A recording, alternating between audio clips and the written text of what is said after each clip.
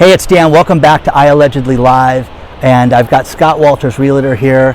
And today at lunch, we were talking about the importance of social media for yourself and for your business. And we got on a great topic of how you should be on everything, and that includes, Facebook. It includes Instagram. It includes Twitter. It includes LinkedIn.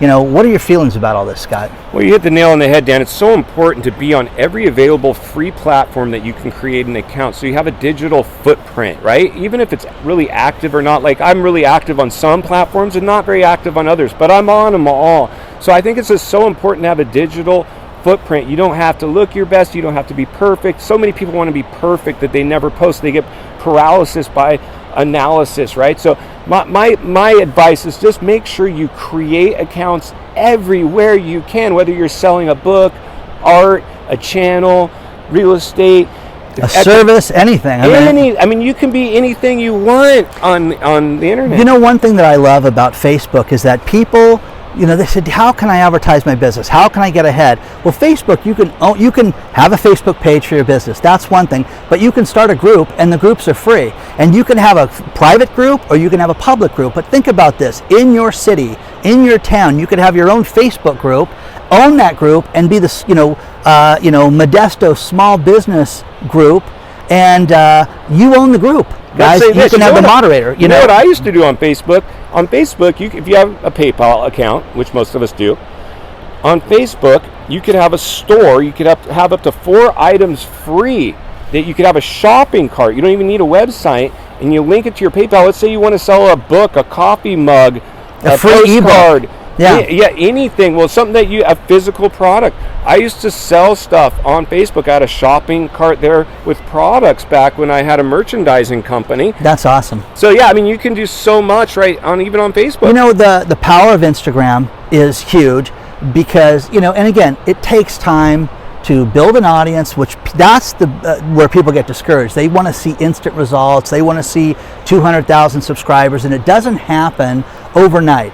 And the people that I know that are successful, they all said it was just continually posting.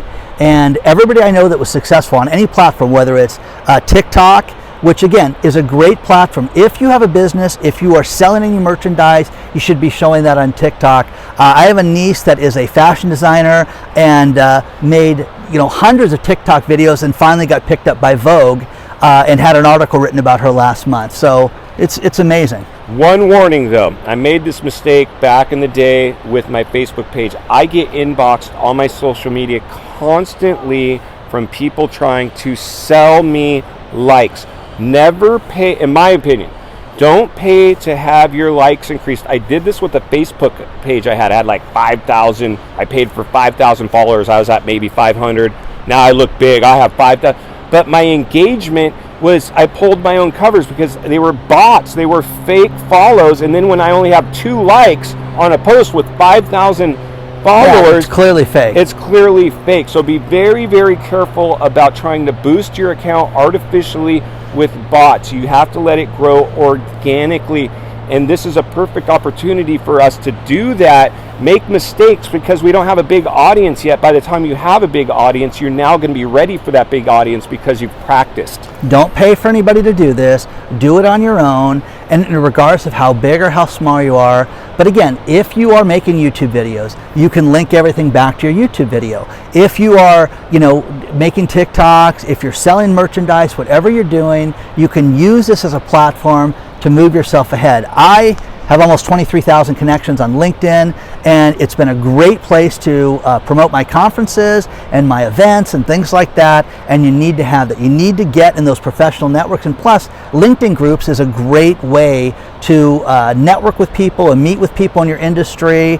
And if you just want to meet people in general, I'm a huge fan of Meetup because I have people that they're into bike riding and they go to meetup groups. They run, they go to meetup groups. People that go to movies go to meetup groups. But for me, for the professional services and to have medical and startup and startup events, I can use Meetup as a platform to do that, and it's been an absolute winner. So work on your online presence for your business, whether you're new, whether you're a big company. And again, if you're not doing this, try to promote it any way you can.